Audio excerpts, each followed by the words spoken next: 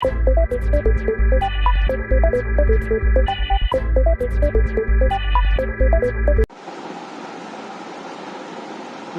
to Digitalovermorrow. So today I'm going to start with our very first lesson, which is a brief one, but it's very important in this throughout course of our computer science. So the topic is programming.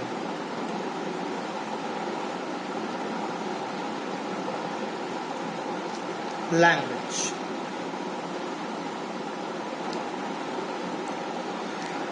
I won't start with any kind of language like C or Java. I just want to briefly note down all the stuffs that we should know before coding any stuff. Like what is a programming language, in how many types it can be classified, and all the other stuffs. What is different activities and all the related stuffs and all. So let's start with this topic. So what is a programming language? A programming language is nothing but a set of instructions that is given to a computer in order to make it run in any ways in the user want. If I want the computer to make a sum of two numbers, any number that I want to give it to it, so that I want to make the computer do that. For that work, I need to give the computer some set of instructions that it should perform in order to give me the result, whether it's a summation of two numbers, multiplication of two numbers, division of two numbers, or any other kind of stuff. That's what we call a programming language, those set of instructions. For example, if I want to cook some preparation of fish, and I want to cook a unique preparation of fish which is somewhere in some recipe book. So what do? I open the recipe book and follow all the instructions that is written on it and try to implement that in my kitchen. Those set of instructions to perform that recipe is very much needed in order to get the result. So we can call the programming language as those recipe instructions in order to cook a specific performance by the computer in order to get the result. So a programming language, let me write it down.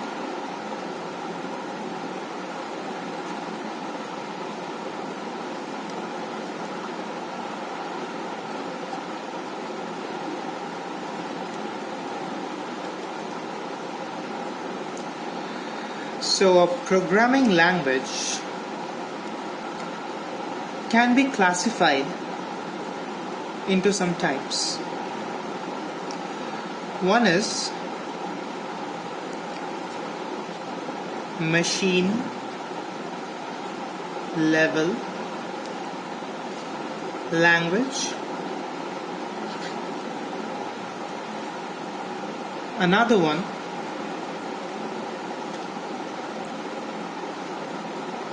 assembly level language.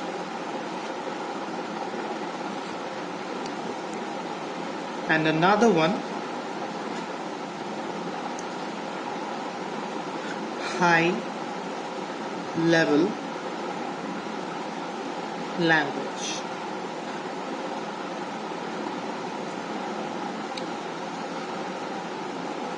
So Let us first start with this one, machine level language. So what is a machine level language? When I write any code,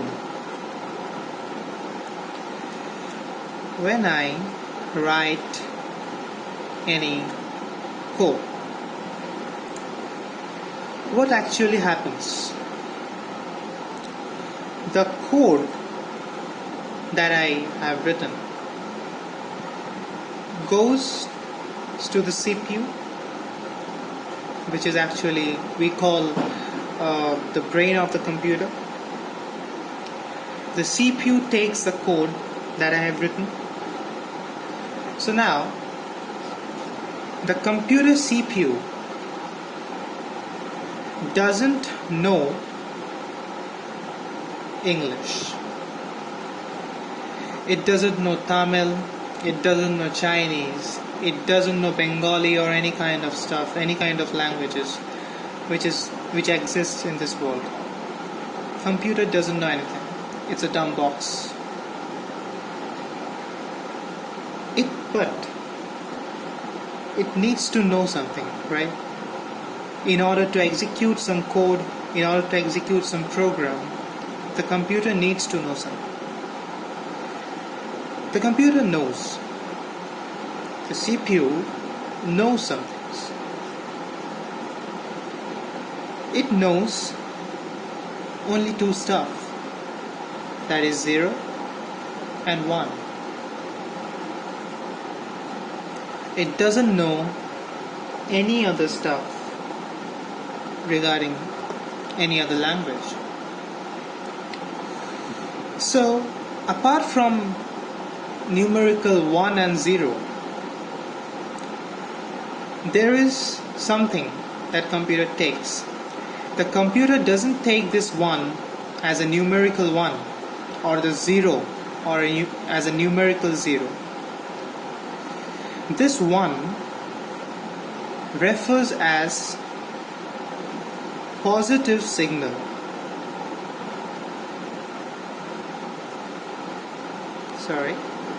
Or positive signal. This 0 refers as no signal. That's how a computer thinks.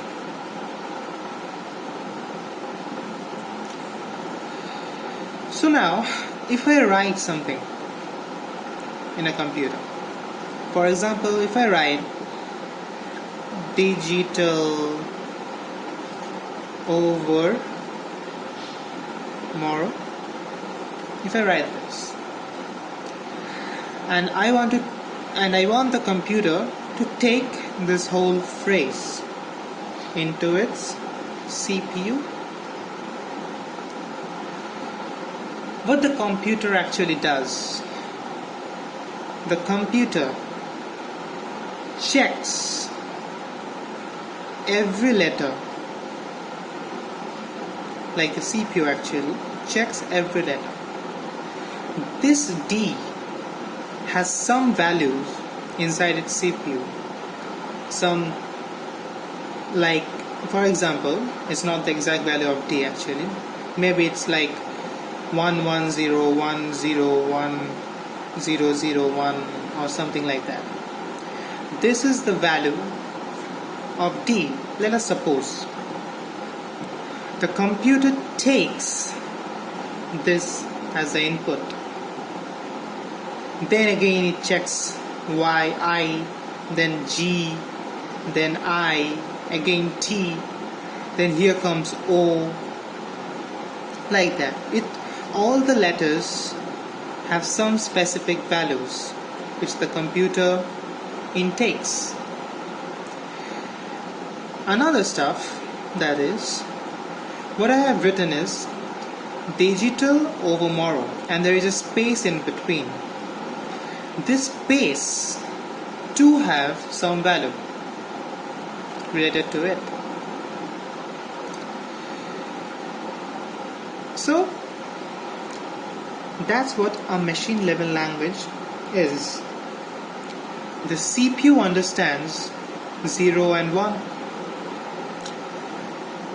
A program written in 0 and 1 is called a machine level language. Any kind of code that when a CPU is created, that code, when that setup is given to the CPU, that code is written in some 0, 1, 0, 0, those kind of stuff. So that level language is machine level language, because that language cannot be understood by human beings, by us. We don't understand. We don't know what is the value of 100101. We don't know. Only CPU knows what's the actual meaning of this code. That's what we call a machine level language. Machine level language.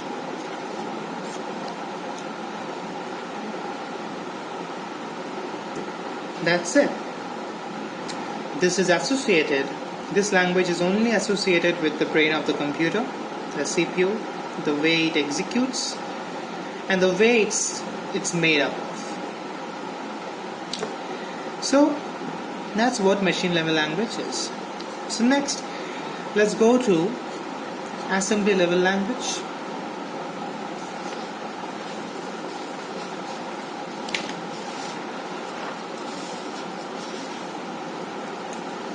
So assembly level language.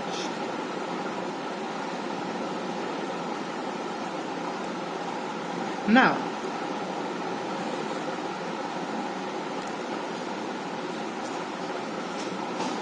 it is very hard to remember the instruction of 0 and 1. No one can remember what's the value of this one thing. Even I don't. What's the value of this thing? In order to ease this kind of coding,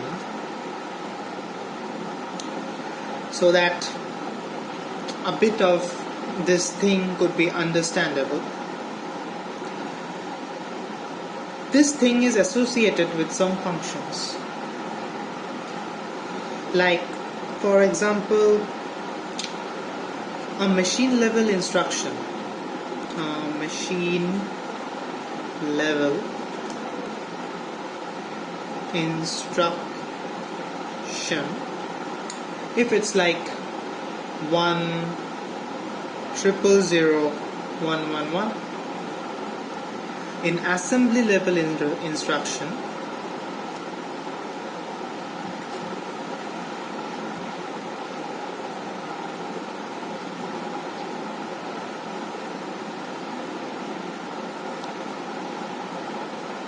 it will be like LDA operation, LDA, which may be lead accumulator,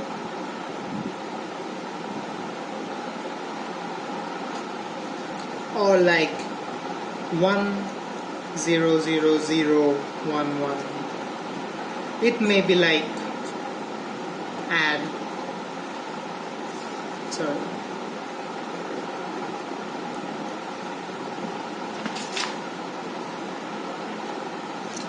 like what it actually says. It says that this operation, this code which is given to the CPU,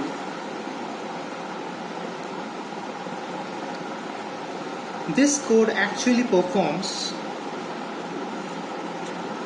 addition. Again, for another example, 10011, this code performs, that is, multiplication. That means this code, this whole code performs multiplication. In order to remember, like in order to that, like we can't execute what this actually means, right? So in order to make it easy, these stuffs are done, which means that this operation, this addition operation, will point to this, it will execute this code, and this multiplication operation will execute this code. That's what an assembly level language or assembly language. It is basically used in order to make it better to understand machine level language, in order to understand a program in a machine level language. That's what assembly level language is. So what we are left with? We are left with high level language as per our first stuff. We have talked about this. Now last one, that is high level language.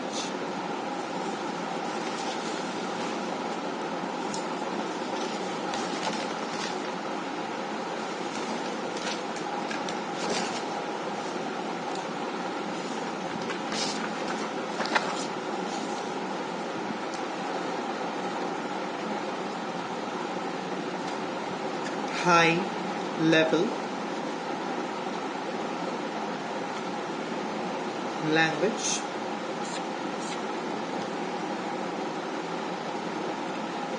What is a high level language? In this kind of language, what is the facility? Why it is high? Why this term is used? Because in this kind of coding, we can use English language in norm, or we can rather say in any normal natural language.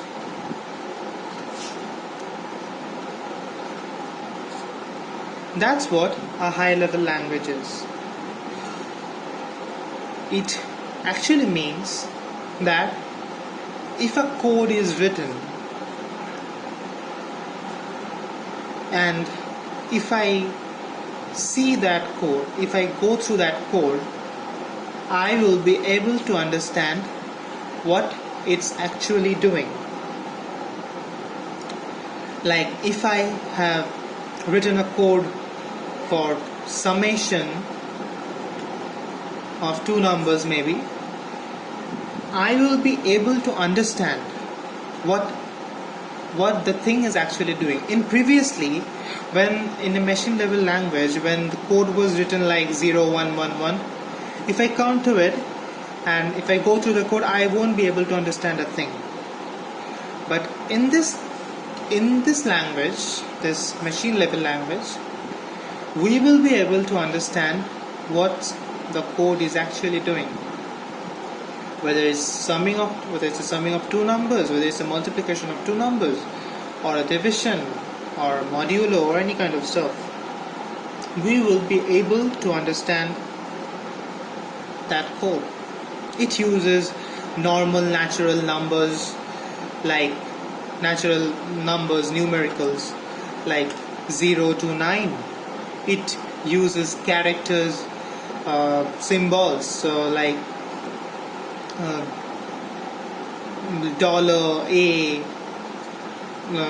percentage, modulo, any kind of stuff. Like we know what these stuffs are. We know what 0 to 9 actually is. We know what these stuffs are. But in previously, when we were dealing with machine level language, we didn't know what 0, 1, 0, 1, 0, 1 is actually is. But we know what 9 is, right? We know what a modulo sign indicates, right? We know what this sign means. We know that it it means it add two numbers or three numbers or any kind of numbers. Like it performs addition. We know that. We don't have to use codes like 010110 for this simple task, So that's a high level language. Now what are the high level language? For example, C is a high level language, C++ is a high level language, Java is a high level language, and so on. So now we have talked about what are the types of languages, what are the types of programming languages are there. We have covered assembly level language, we have covered machine level language, we have covered high level language. So now I want to continue this topic with something more, and then we're going to end this video. So what happens when we write a code in high level language? Let me assume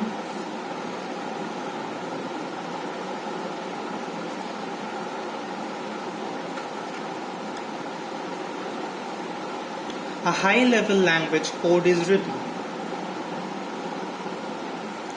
and let me assume I am inside a CPU.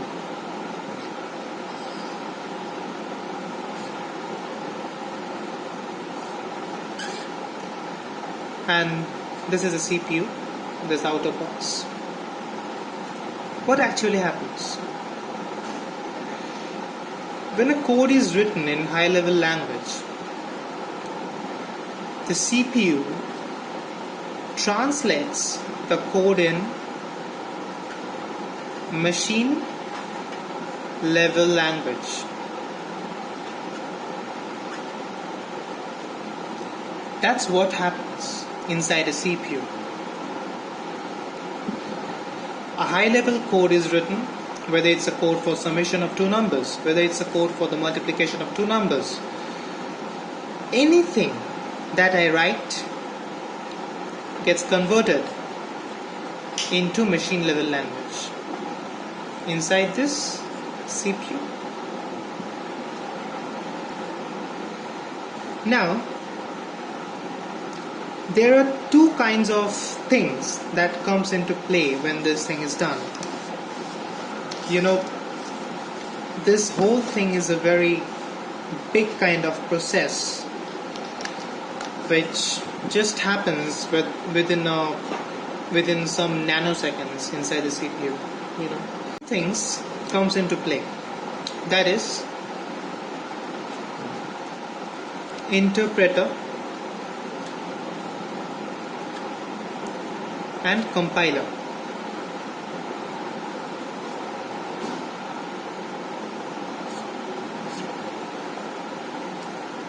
And this both sound same, but it works totally differently, in a total different manner. So what an interpreter does? An interpreter executes a program or a code line by line. It executes the code line by line and then transforms into machine level language. And about this guy, this compiler, it checks the whole code that I have written and tells me that if there is any error or not.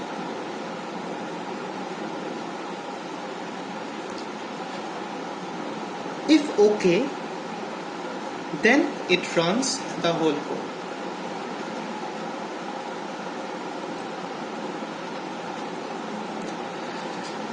What it actually does, this interpreter, it checks the code, it executes the code actually line by line.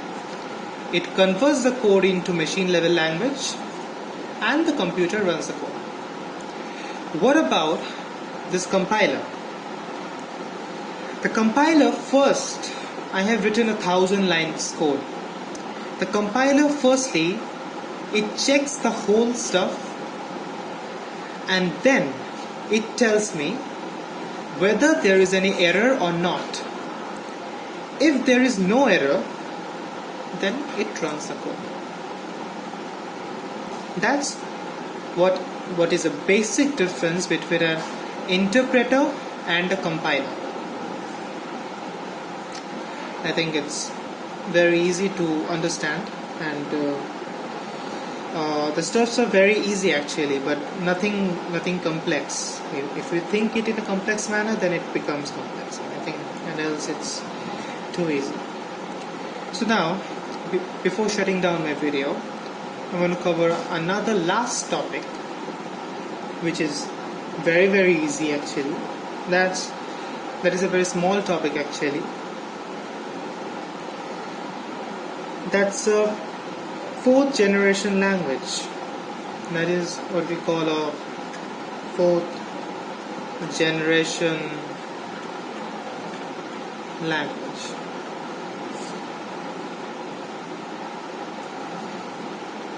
Here in this kind of language, the alphabets and grammars is not set very large. They are generally not compiled but interpret. For example, there are languages like JavaScript, JScript, VBScript. These are kind of fourth generation language, like JavaScript, JScript, VBScript, and so on. In this kind of languages, the alphabet and grammar is not set very large and generally not compiled but interpreted, like the way I said. These stuffs are not compiled. Previously I told that what is a compiler? A compiler checks whether there is any error or not, and then it runs the code. But in this case, there is no compiler. There is no compiler. What actually performs? Only the interpreter performs it. The interpreter interprets the code line by line and executes. It won't tell me whether there is any error or not. Like, no compilation is happening, right? So that's we call a fourth generation language. Generally these languages are used for web designing and stuff. So that's it for today, for this video. So I hope you guys like the video, and if there is any problem you can obviously comment on the link, on my YouTube link, and please subscribe our channel if you like our video, and like it and share it more and more so that the views could be increased. So alright, that's it for today, and from the very next video I'm gonna start with algorithms and flowcharts and all, and then we'll move to C language, and parallelly we will start another video on Boolean and stuff, Boolean circuits and designs and all. So okay, that's it for today. Thank you.